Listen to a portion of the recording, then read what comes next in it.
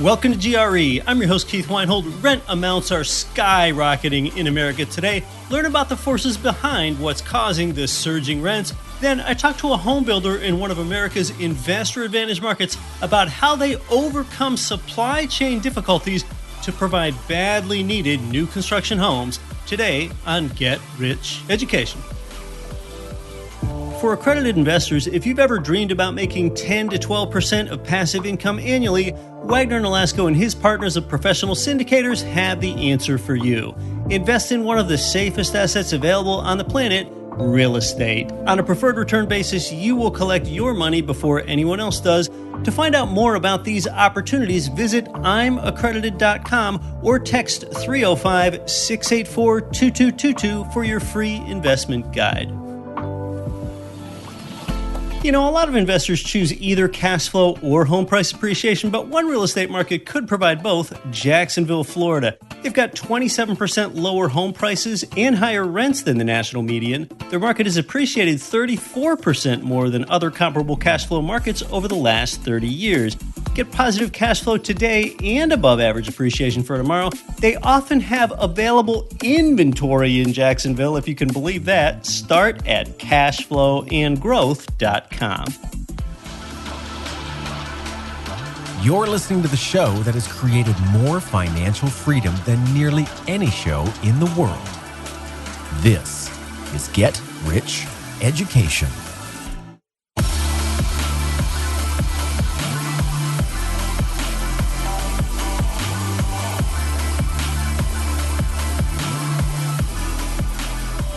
Welcome to GRE, from Salem, Massachusetts to Salem, Oregon, and across 188 nations worldwide. I'm your host, Keith Weinhold. This is Get Rich Education, episode 395. Real estate prices keep climbing, mortgage rates are up, and rents are way up now, too. We're going to focus on the rents today. But first, many feel that America's median home price has climbed to over $400,000 recently, because with higher mortgage rates, it's created this sense of urgency for buyers to buy before rates go even higher and those prices become unaffordable. We'll see how long that can continue. Now, mortgage rates, that's that type of thing that often bounces up and down. They're somewhat volatile, but when rent amounts rise, they are less volatile. Historically, rents are more sticky. When rents rise, now you can't quite call it a permanent new higher plane that they're on, but you almost can, because rents rarely fall. Even as I invested in real estate directly through the global financial crisis 15 years ago, I had some fourplex buildings then, I did not see those rents fall at all. When a new tenant came in, they paid just as much as the last one.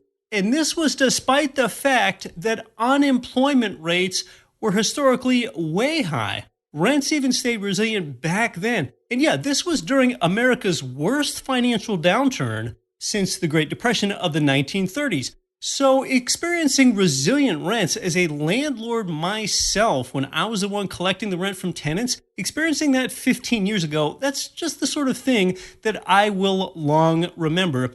One reason for resilient rents back then was that national home prices made a rare fall during that time. So if renters even could get a loan for a home back then, that mortgage market was drying up too. But that renter often didn't even want to buy a home because they saw that prices were falling. Well, when they didn't want to buy a home, that drove rental demand. Like I said, rents rarely fall. Today, it's the opposite. Home prices keep surging, and so are rents. Now that you and I have established that rents rarely fall, first, let's look at how much rents are up in America today, and then we've discussed how much they're up. I'll discuss the forces behind why rents are up sharply. Realtor Magazine recently reported on why long-term single-family rentals are such a hot commodity. Rents continued their double-digit climb, rising 13% overall compared to a year earlier. Yeah, we're talking 2 to 3 times historic norms right there. this marked another record for single-family rents, and that's according to CoreLogic's Single-Family Rental Index. And this seems to jive with other indices that I track. To mix in some apartment data here, along with single-family homes and condos, Zumper's rent report tells us that one-bedroom rentals are up 13% year over year, and two bedrooms are up 15%. And so far this year, rent amounts have risen faster than they have last year. A shortage of available rentals, that's one thing that's leading to the run-up in prices. Double-digit gains in home prices are indeed pricing out some of those would-be home buyers and prompting them to rent instead. That's what CoreLogic says. And the principal economists over there, they reported that single-family rents rose more than 3 times the rate from a year earlier and more than 4 times the pre-pandemic rate. Okay, that's just in the single-family space that she was reported as stating over there. And CoreLogic, they went on to attribute it to strong employment and low supply. That's what pushed single-family vacancy rates to low levels and have contributed to the high growth in rent prices. More Americans are flocking to warmer climates, and a rush for single-family rents in these warmer regions continues. So that's what's pumping up those prices. And its growth of that specific segment right there is 13 times the 2021 rate in these warmer regions of the U.S. So, for example, just try to wrap your head around this. Single-family rents in Miami are up nearly 40% year over year. 40%. Central Florida and Phoenix, they posted the next highest increases among major metro areas there, 22% and 19% respectively for Orlando and Phoenix. So those are emblematic of those warm weather increases. I mean, you talk about inflation. This is rent inflation. My gosh. Before I get into the reasons behind why this is happening, let's take the temperature of some other markets. Single-family rents in Las Vegas are up 17%. Boston and Dallas each up 14%. And then some other notable big cities here, not necessarily the ones with the most rent growth, but some other big or prominent U.S. cities that are worth a mention. The single-family rent growth in LA and Chicago are both up 10%. Philadelphia and Honolulu both up 9%. New York City up 8%. However, note that there aren't very many detached single-family homes in New York City. And DC and St. Louis both up 7%. But just getting back and looking at that national picture, single-family rent growth is up 13%. Now, a lot like consumer price inflation, rent inflation is really affecting everyday people at a noticeable level now. You know, a few years ago, 2% food inflation, that wasn't really even anything that was noticeable to consumers. 4% rent inflation a few years ago, that really wasn't that noticeable. But see, now that these things are noticeable, it affects people's psychology and therefore their behavior. Let's keep taking the temperature and go out on the street. Let's listen to this 2-minute NBC News clip where they ask tenants in Boston and Miami about their rents, and then they focus on Florida and Texas. Rent figures they're quoting are national figures of all housing types, not just single-family rentals like I've mostly been discussing thus far. That's why their figures are different. This story is called Skyrocketing Rents Rise at the Fastest Pace in a Decade. Tonight, skyrocketing rents forcing a growing number of Americans to think twice about where home is. Definitely feeling priced out of Boston in general. It was 3.5 thousand, which is now 6.8. From coast to coast, rents are rising at the fastest pace in decades. A real estate research firm reporting a record 11.3% increase nationwide. The biggest spikes hitting the South, where many moved post-pandemic, enticed by remote work and warmer weather. Florida, home to the top 3 cities where rents have risen the most. Naples on the Gulf Coast, averaging a 39% spike during the pandemic. Just a few hours south, Evan Ross faced a brutal wake-up call when his Miami Beach landlord told him rent was nearly doubling. I could either pay $6,500 a month and pay it every month, Or if I paid the entire year up front, I could write one check for $72,000, which would be equivalent to $6,000 a month, and they would accept that. He and his wife wanted to buy a home, but with home values and interest rates pricing them out, they're now trying to rent elsewhere. So no matter where you're looking, though, you are anticipating a pretty hefty rise. There is no question we will be paying more in rent than we ever have before. It's just a question of where we'll go and what we'll sacrifice. In Texas, the fight to find affordable options getting tougher too. Dallas rent spiking 21% over the last year, according to Realtor.com. We have so many people moving to Dallas and we don't have enough apartments. Realtor Story Farrell recommends renters work with an apartment locator to find the best deal or consider staying put. For even with a rise in rent, it's likely cheaper than finding a new property with the same amenities. I can't tell you how many times just this month of April that I've had a client, okay, I'm going to apply for it. Okay, let's do it. They go home that evening and it's gone.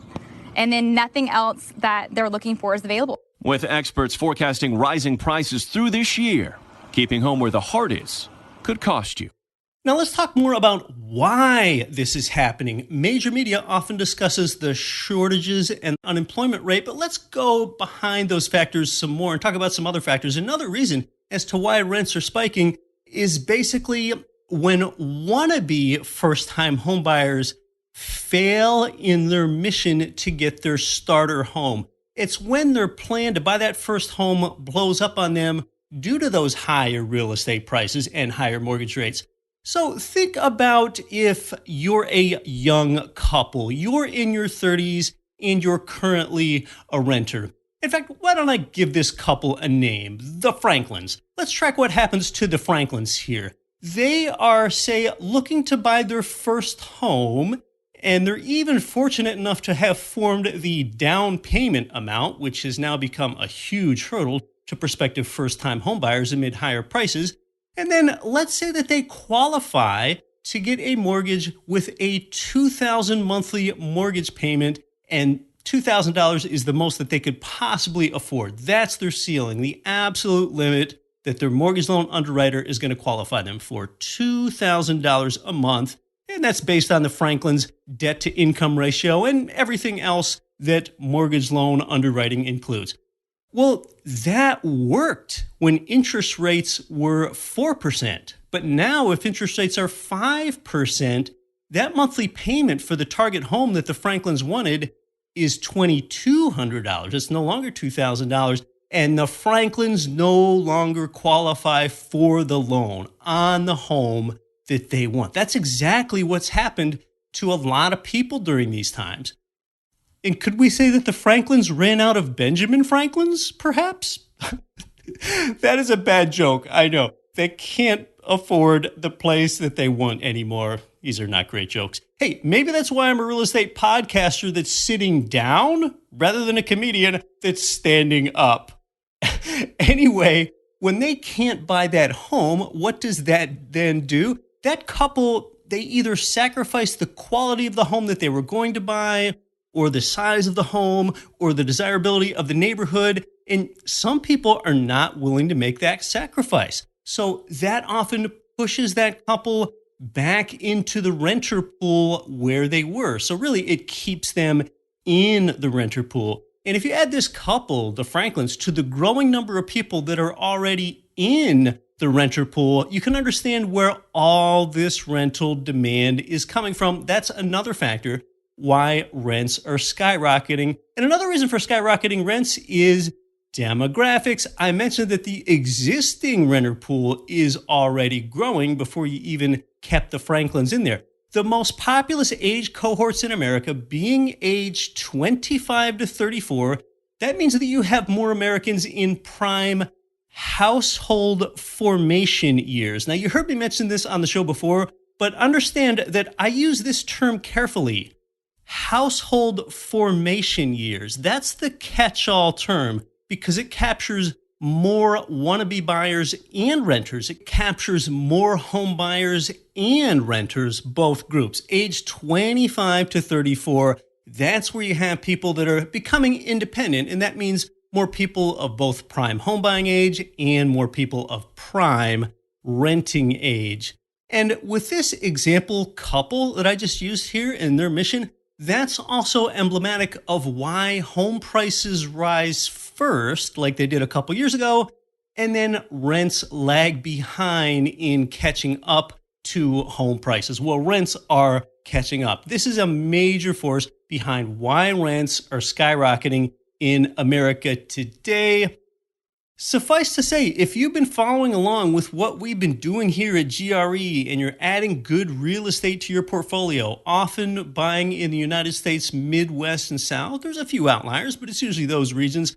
A lot of times say that those properties are single family homes because that's where you get the best appreciation and the best tenant quality. Well, now you can add skyrocketing rents to the mix along with appreciation and everything else. Coming up shortly, despite all of these pandemically spurred supply chain disruptions and labor shortages, I'm going to talk to a provider about how they're keeping their build times near a remarkable 90-day turnaround. We're going to see just how they do that. Yeah, we'll bring him to you so that you don't have to go out on a construction job site and wear an orange vest and hard hat and earplugs. He's also in an investor advantage market in the South where you can find single-family rentals and other property types to put in your own portfolio. To learn more about how real wealth is built in the real world with real estate, your home for where the show comes from is at GetRichEducation.com. That's where you're going to find not just this show archived every single episode, but more education and our blogs and our wealth building newsletter.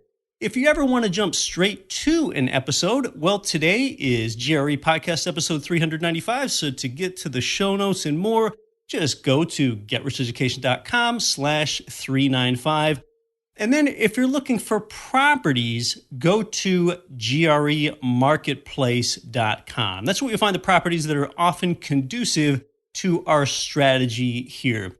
But one resource that you want from our education site, GetRichEducation.com, is our Don't Quit Your Daydream letter. That is our super valuable email newsletter, and I write every word of it myself. No ghostwriter there. Keep up with key trends for real estate investing for financial freedom. Key trends like these skyrocketing rents or where I see mortgage rates headed next and what the reasons for that are. And also, we are growing here. If you'd like a job opportunity with GRE, that will be advertised in our newsletter the next time that we have one.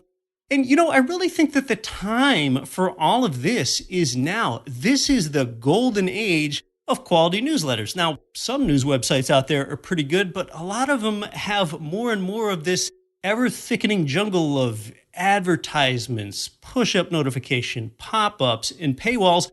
Well, our newsletter format is a welcome break from all of that stuff. Not only do I write the newsletter myself, I deliver it to you directly without all of that stuff. You never have to worry about these messages that say, oh, you have reached your monthly limit of free articles or anything like that. And our GRE newsletter is sent out roughly once per week, and it's packed with value that you can proudly share with your family and friends and colleagues. And this letter is how a lot of readers found the best properties for their portfolio too. You can sign up free at GetRichEducation.com/letter. And in the beginning, you'll get a series of value-packed welcome emails every few days, and then you'll have our regular letter. It's sent about weekly, not daily, full of value, free of hype. It's just real content that makes a real difference in your life.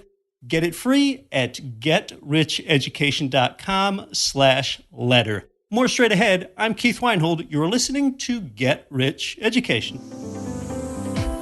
Hey, my friend Damian Lupo informed me that checkbook IRAs have been made illegal by the U.S. tax court. If you have a checkbook IRA, your holdings are now disqualified with taxes and penalties up to 50%. But don't panic. Damian and the EQRP company can fix this. Those IRAs can be converted into EQRPs retroactive to last year, getting those tax deductions and reducing your taxable income. And this way, you can invest your 401k or IRA in real estate, Bitcoin, gold, and even your own business. So whether you're a full-time investor or retired or even a dentist with dozens of employees, if you're listening, you qualify, the EQRP works. It's a solution. You'll control your money, kill UBIT, and pay way less taxes. To learn more about this strategy and free up your retirement money, get the newest EQRP special report. Text GRE to 307-213-3475. That's text GRE to 307-213-3475. The people that our listeners can't stop talking about are Ridge Lending Group, NMLS 42056. They've provided GRE listeners with more loans than anyone, and it's where I got my last few loans. They finance single-family income property up to 4plexes. They're the number one lender for beginners and veterans. Start your pre-qualification, chat with President Chaley Ridge personally, and get your custom plan for expanding your cash-flowing portfolio. Start at ridgelendinggroup.com. This is GRE Operations Lead Andrea Newbern. Listen to Get Rich Education with Keith Weinhold and don't quit your daydream.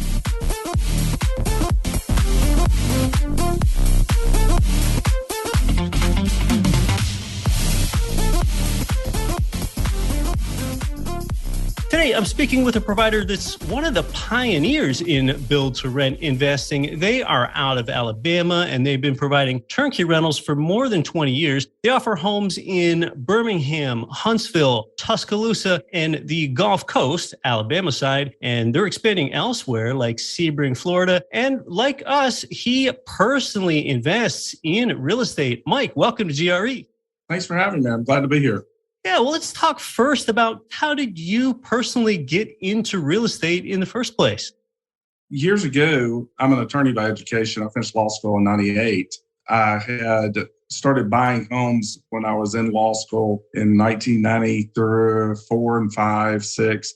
And my wife and I were talking, and we came to the conclusion that realtors couldn't answer our questions. And so I was like, well, when I finished law school, I was like, this just isn't that hard. All you got to do is answer people's questions and answer them intellectually and have basis behind your answer, and you can sell a ton of real estate. So I chose to sell real estate when I finished law school instead of practicing law, and quickly became number one for RE/MAX in the Southeast by 06, 07, and 08. That's kind of a short story long.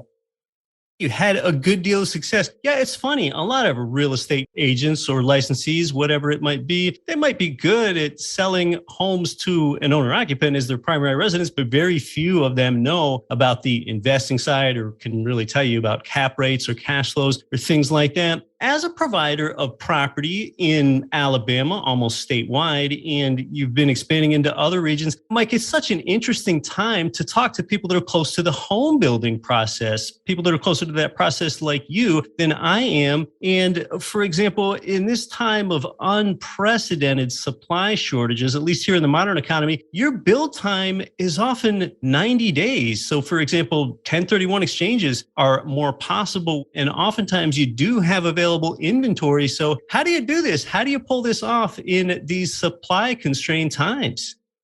I think our relationships have a lot to do with it, and the fact that for a lot of the suppliers, we're some of the biggest accounts. And what we've done is try to get way ahead, like our windows and things like that are taking 16-week lead times, but yet it's only taking 12 weeks to build a house. We're ordering 300 houses at a time and storing them, so that we have windows and anything that's a supply shortage type thing. We've got our purchasing and estimating department really on top of getting those in and having them ready whenever it's time to hit the ground with it. I really would have to give it to our team. They've done a great job we were down to about a 78-day build time prior to COVID, and we're still at about 93 on average right now. And that's really strong with what's going on in the world right now. I think it all boils down to relationships, to be honest, and really giving our subcontractors and our suppliers a heads up of how many we're expecting and having them stay ahead of it also.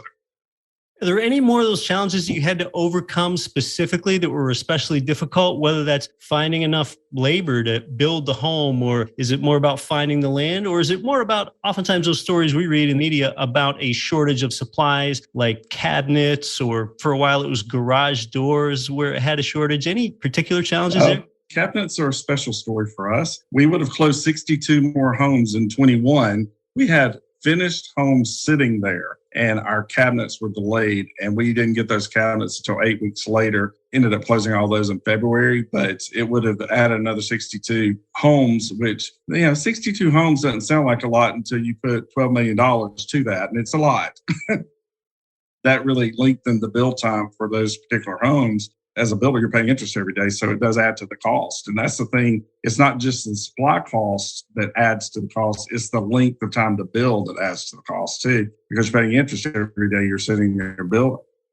Hey, people that have a kitchen need cabinets. They don't want to keep their pots and pans on the floor. So it's got to be so frustrating to have that home 98 or 99% of the way toward completion, and you're still having to hold on to it and pay on a loan and all the other carrying costs. Why don't we talk more about that geography that you're in? Because you're in what I would consider a pretty investor advantage geography. So tell us more about where you provide the properties, Mike. We are based in Birmingham. We've been here. I've lived here for 25 years, but have sold real estate here for about 21. We expanded to Tuscaloosa in 2007, and then we expanded to Huntsville in about 2015. And then we expanded to the Gulf Coast of Alabama in 2019. And now we've just expanded to Central Florida and Sebring area and Lakeland area starting this year.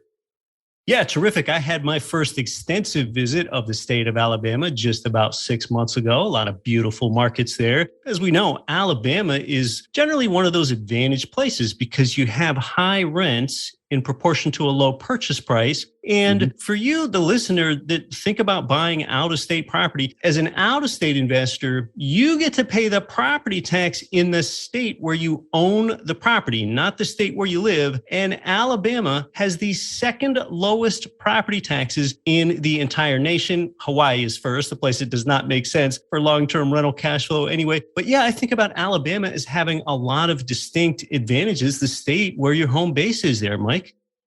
And I think that's been one of the advantages for our investors for years. We have been selling investment properties since I've been in the business and managing it since 2006. And that's the big surprise, especially for people from the East Coast and West Coast, because they can't believe that a house that's $250,000, that the taxes are somewhere around $1,500, $1,600 a year in a lot of cases, sometimes a little higher depending on the municipality they're in.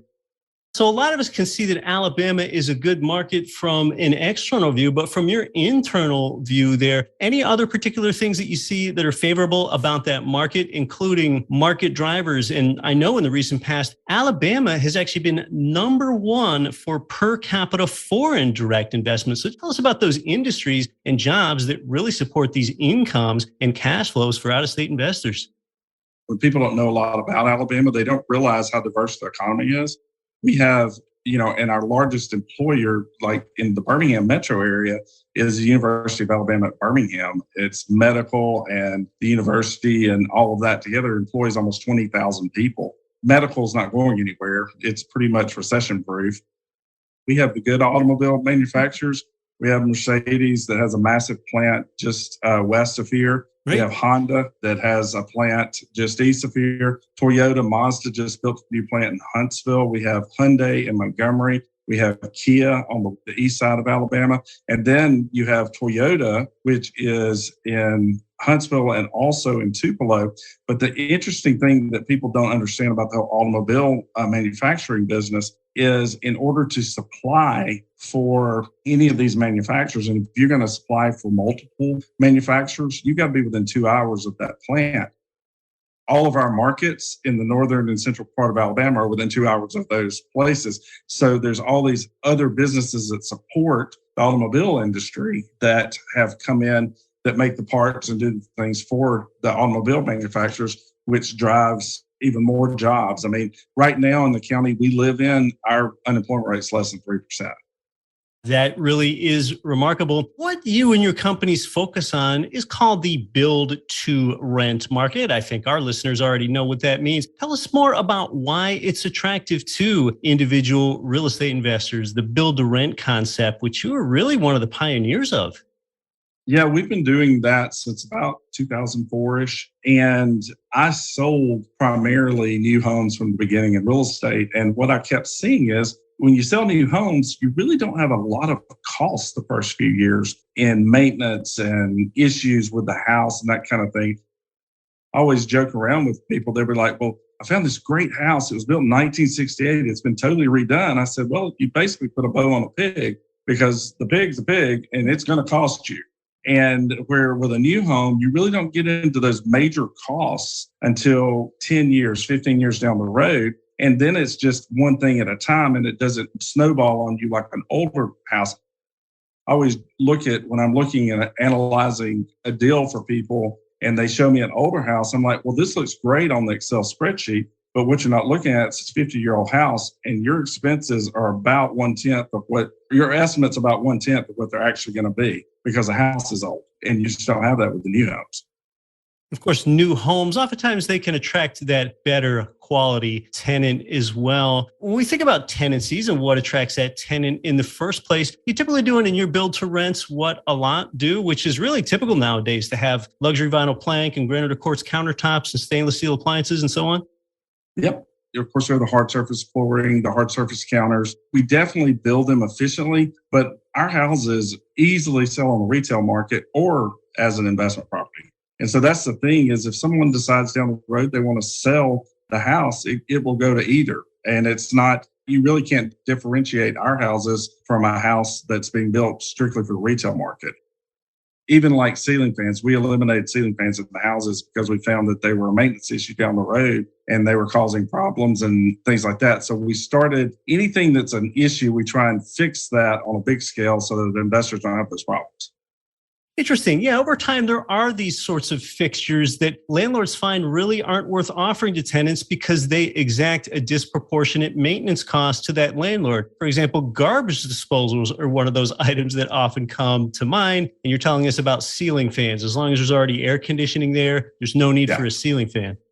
And in Alabama, you're going to have air conditioning or you're going to die. So it's a little warm in July, August, and September here. So there's no way not to have air conditioning here. That is not optional. No way. So Tell us more about that product type, single family homes, anything other than single family homes, and then long-term rentals and short-term rentals, and what makes those different or desirable. We have about 18 plans that we build now, and they vary in square footage from about 1,500 to 2,200 square feet, 3-bedroom, 4-bedroom homes, 2-bathroom, 3-bathroom.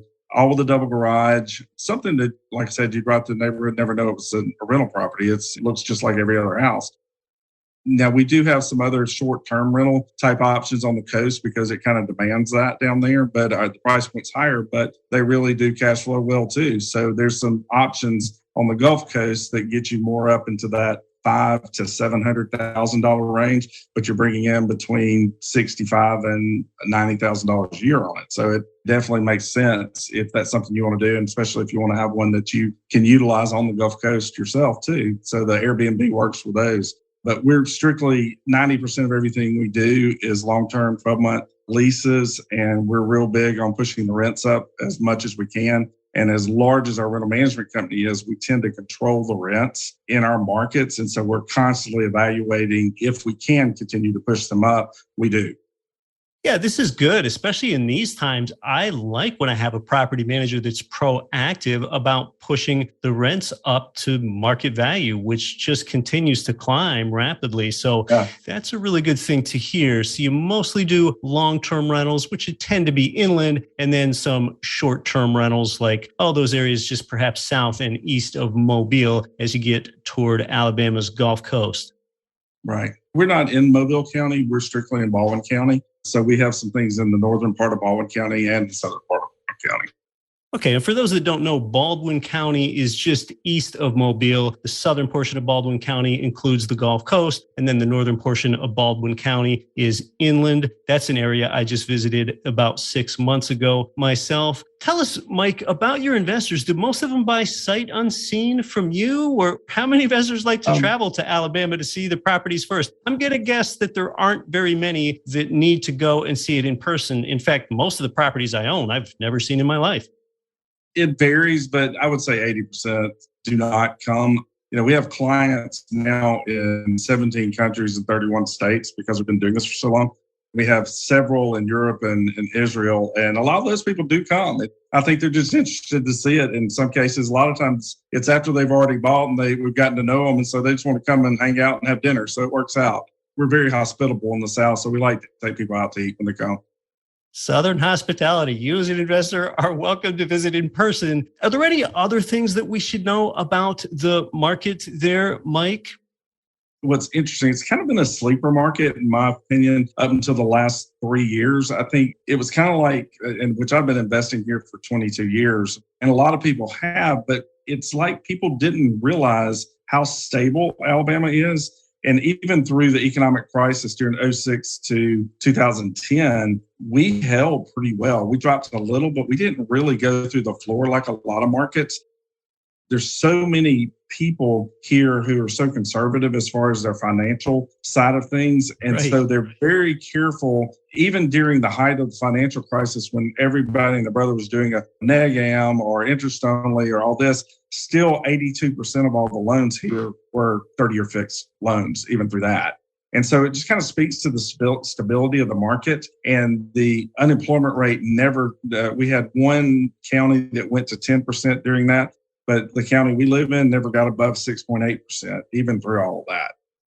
There's an inherent stability to the South, in my opinion. I think it goes to the conservativeness of people, and just they don't tend to overextend as much as other parts of the country from what we've seen. Culturally, it does have that conservative and that non-flashy feel completely. Well, Mike, I want to ask you the question that maybe makes some providers uncomfortable these days, but that's about availability. I'd like to know about your availability with this national inventory downdrain that we've seen. What do you have available now? And what do you see coming available?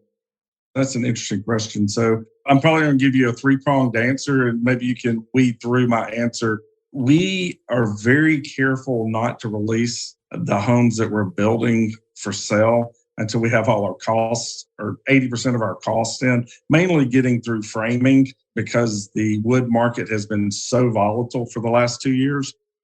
You look at the index for wood, and it was at 340 prior to COVID, and we got as high as 1,600 last summer.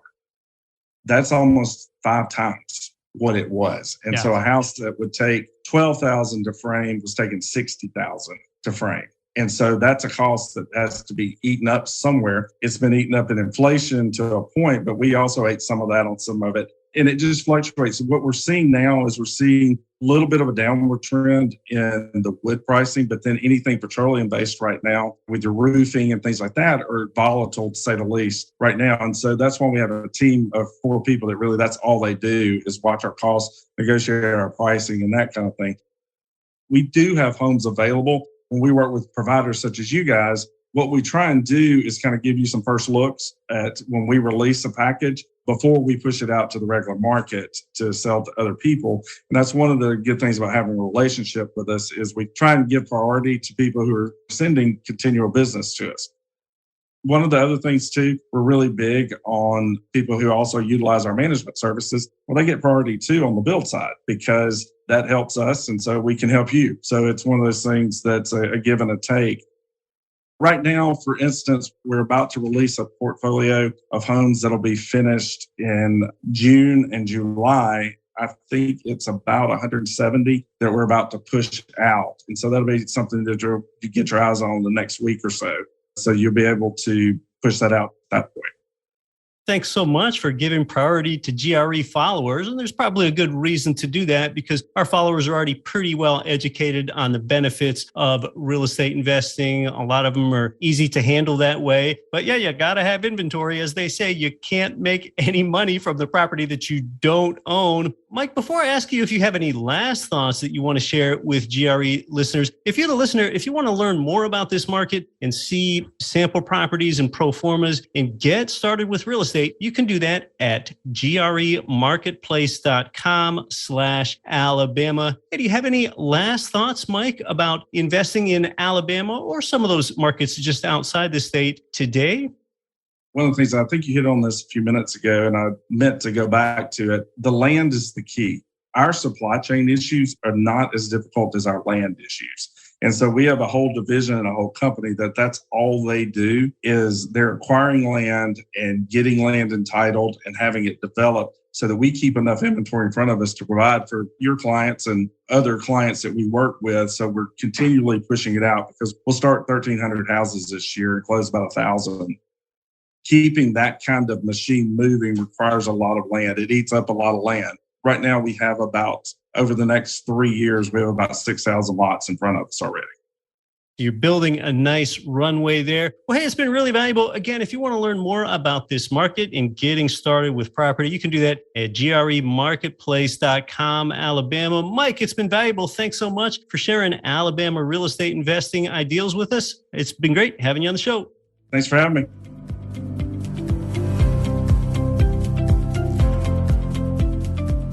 To review what you learned today, rents in America are skyrocketing due to less affordable purchase prices and the demography of having so many Americans, the biggest group in that 25 to 34 age range. Then, some good timely updates today in Alabama. In a nation of low housing supply, you are going to want to act fast if this sounds like the right opportunity for you to add to your real estate portfolio. And I'll tell you, between you and I, it often has not been easy to maintain the connections with providers that actually have available property in these supply-shortened times. Our great operations lead, Andrea here, has been helping us with this for you. So there you go. Now, this provider often sells property to hedge funds. I talked to him some more and asked how many properties hedge funds buy at one time, and I learned that it is 10 to 100 properties that they buy in batches at one time. But they are willing to serve properties and give priority to GRE listeners like you because there are a lot of you and you come well educated already. To get started, when you're logged in at gremarketplace.com, click on Alabama statewide, or you can just go directly to gremarketplace.com/Alabama. This is a provider that GRE's real estate investment coach, Naresh, might help you with too. Again, you can get started at gremarketplace.com/Alabama. Until next week, I'm your host, Keith Weinhold. Don't quit your daydream.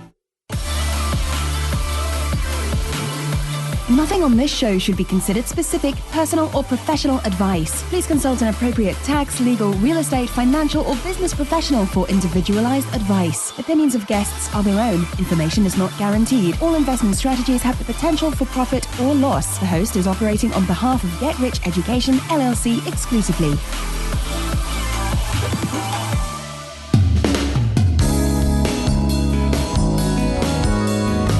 The preceding program was brought to you by your home for wealth building, GetRichEducation.com.